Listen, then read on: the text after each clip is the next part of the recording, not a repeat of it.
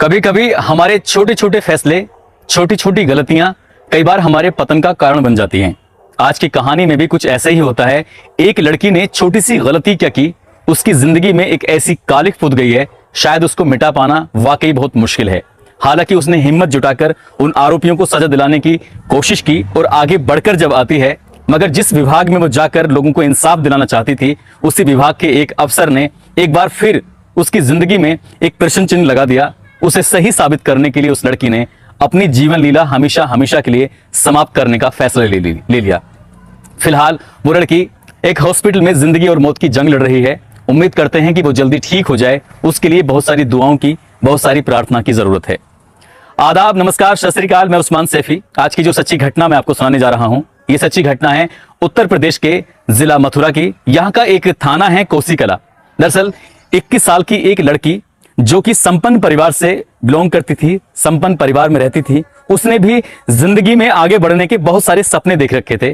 परिवार के लोग भी उसका हमेशा साथ देते थे। इसलिए उस लड़की ने सोचा कि क्यों ना मैं उत्तर प्रदेश पुलिस में दरोगा बनकर लोगों के लिए कुछ करना चाहती हूँ, लोगों की मदद करना चाहती हूँ। इसी की तैयारी कर रही थी, दिन रात परीक्षा में जुटी रहती थी, साथ ही वो अपने फिजिकल की भी तैयारी कर रही थी। अगस्त 2021 को उसके पास एक अनजान व्यक्ति ने फ्रेंड रिक्वेस्ट भेज दी और फ्रेंड रिक्वेस्ट भेजने के बाद कई दिन तक वो फ्रेंड रिक्वेस्ट उसके फेसबुक पर यूं ही पड़ी रही। अचानक उसका ध्यान जाता है और उस फेसबुक की फ्रेंड रिक्वेस्ट को वो स्वीकार कर लेती है। स्वीकार करने के बाद इन दोनों की कभी कभार बातें हो जाया करती थी।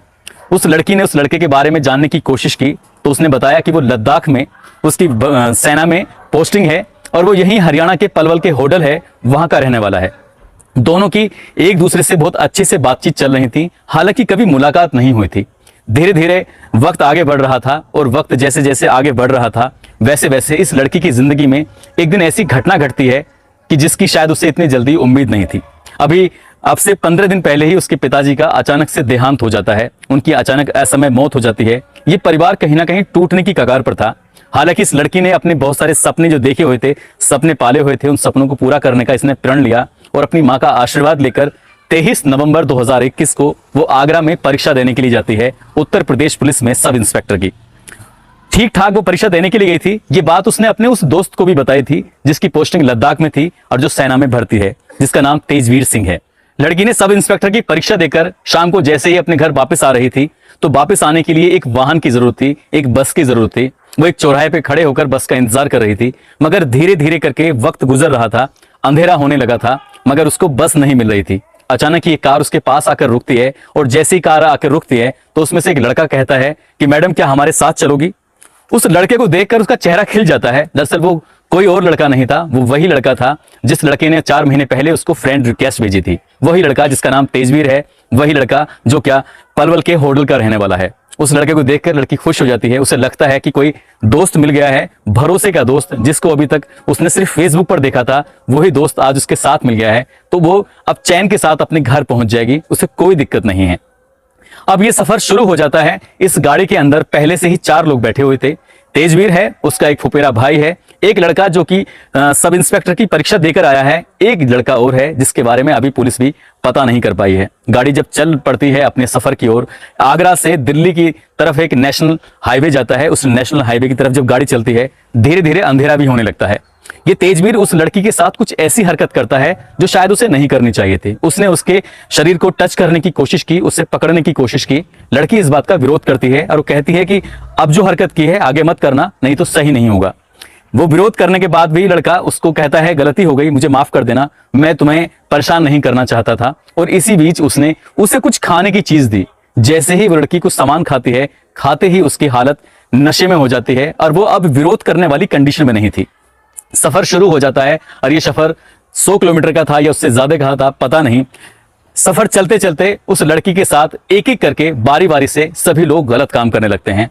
वो दोस्त जिस पर वो भरोसा कर रही थी, उसे लग रहा था कि सही सलामत इसको वो घर पहुंचा देगा, मगर ये अब यहाँ कुछ भी सही नहीं हो रहा था। वो लड़की विरोध भी नहीं कर पा रही थी। गाड़ी का ड्राइवर बदलता था, सीटें बदल रही थी, लोग बदल रहे थे और उस लड़की के पास एक एक करके बारी बारी से लड़के आते चले जा रहे थे। उसे बिल्कुल इतना होश तो था कि उसके साथ कुछ गलत हो रहा है, लड़की ने बीच में विरोध करने की भी कोशिश की तो उन लोगों ने उसके साथ मारपीट करनी शुरू कर दी। मारपीट के साथ साथ वो लड़की हल्की सी चोटिल हो गई थी, उसे जगह जगह से उसके शरीर पर चोट के निशान भी दिखने लगे थे। एक और जहां उस लड़की से उन लड़कों का मन भर चुका था, वहीं ये जो सफर तय कर रहे थे उस सफर की भी सीमा लगभग समाप्त हो चुकी थी और धीरे धीरे करके ही ये कोसी कला भी आ गया। उन आरोपियों ने उस लड़की को बाईपास के पुल के पास उसे फेंक कर वहां से भाग जाते हैं और वो लड़की खून से लथपथ थी, शरीर पर चोटों के निशान भी थे और वो किसी तरह से रोते हुए अपने घर पहुंच जाती है। उस लड़की की हालत देखकर उसके परिवार वालों की हालत खराब हो जाती है, क्योंकि 15 दिन पहले ही उसके पिता की मौत हुई थी। वो लोग अभी उस गम से उबरे नहीं थे कि उनके सामने एक और गम आ जाता है। रात तो गुजर जाती है, उसके बाद ये लोग यहाँ से इकट्ठा होकर सीधे कोसी कला जाते हैं और कोसी कला जाने के बाद वो लड़की अपनी पूरी आप बीती वहां के इंस्पेक्टर को बताती है। इंस्पेक्टर हालांकि शुरू में इस मामले में ना नुकर करने की कोशिश कर रहे थे, कह रहे थे ये मामला मेरे क्षेत्र का नहीं है, ये मामला आगरा का है या किसी और क्षेत्र का है, आप जाकर वहीं मुकदमा दर्ज कराओ। मगर उस लड़की ने अपने बारे में बताया, उसने कहा कि मैं भी इसी विभाग में भर्ती होना चाहती थी, इसीलिए मैं वहां की परीक्षा देने के लिए गई थी, कम से कम मेरे साथ तो ऐसा मत करो।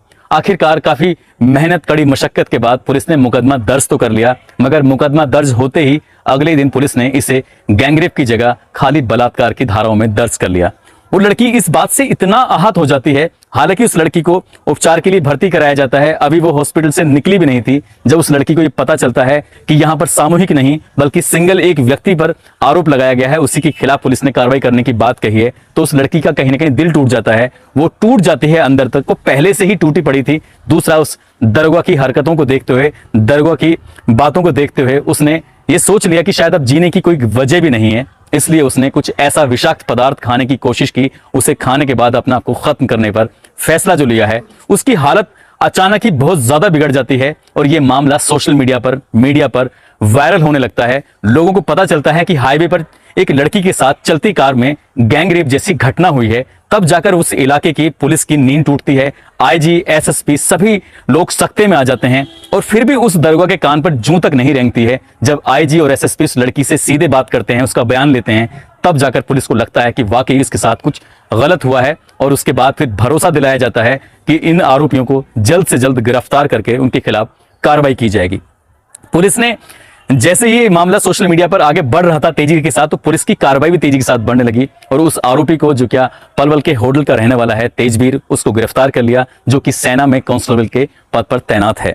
पुलिस ने उसको गिरफ्तार करने के बाद उसके फुफेरे भाई और जो 2 अन्य साथी हैं उनको गिरफ्तारी के लिए लगातार दबिशें देने की कोशिश कर रही है। पुलिस का दावा है कि जल्द से जल्द उन आरोपियों को गिरफ्तार कर लिया जाएगा, साथ ही इनके विरुद्ध कड़ी से कड़ी कार्रवाई की जाएगी। दोस्तों, 4 महीने पहले उस लड़की के पास जो फ्रेंड रिक्वेस्ट आती है, उस लड़की से वो बात तो करती है, वहां तक तो ठीक था, दोस्ती करना कोई बुरी बात नहीं है। आज का टेक्नोलॉजी का, सोशल मीडिया का जमाना है, बहुत सारे लोग हम कहीं होते हैं और कहीं के कहीं हमसे दोस्ती कर लेते हैं, तब तक तो ठीक है, मगर जब तक किसी पर पूरी तरह से भरोसा ना हो जाए, क्योंकि भरोसा जिस पर होता है, हालांकि कई बार वही हमारा भरोसा तोड़ देते हैं, मगर ऐसा भी नहीं करना चाहिए था। इस लड़की को लग रहा था कि अंधेरा हो रहा है, तो उसे आगरे में ही किसी होटल में रुकना चाहिए था या फिर घर वालों को पहले ही सूचना देनी चाहिए थी कि मुझे मेरा दोस्त मिल गया है, मैं उसके साथ आ रही हूं। तो शायद उन लड़कों के अंदर जो एक हैवानियत पल रही थी, एक उनकी जो मंशा थी, शायद वो टूट जाती। और इस बीच में जिस जगह पर यह हादसा होता है, आगरा से लेकर उस कोसी किला तक लगभग 12 थाने पड़ते हैं। बीच बीच में 112 नंबर की कई सारी गाड़ियां थी। वो लड़की क्योंकि बेहोशी थी, बेहोशी की हालत में थी, पुलिस की भी अपनी एक जिम्मेदारी बनती है कि कम से कम ऐसे वाहनों को बीच बीच में चेक करते रहें कि आखिरकार किसी के साथ कोई ऐसा हादसा तो नहीं हो रहा है। हालांकि हमारी उत्तर प्रदेश पुलिस बड़े बड़े दावे करती है, बड़े बड़े वादे करती है, मगर उसके दावों की इस घटना से वाकई पोल खुल गई है। उसी की नहीं बल्कि प्रदेश सरकार की भी कहीं ना कहीं इस घटना से पोल खुली है। दोस्तों, इस कहानी को सुनाने का उद्देश्य किसी को परेशान करना नहीं है, किसी का दिल दुखाना नहीं है, बल्कि आपको जागरूक करना है, आपको सचेत करना है कि आपके साथ, आपके परिवार में या किसी भी बहन बेटी के साथ ऐसी कोई घटना ना हो। आप सुरक्षित रहिए, अपना ख्याल रखिए। जय हिंद, जय भारत।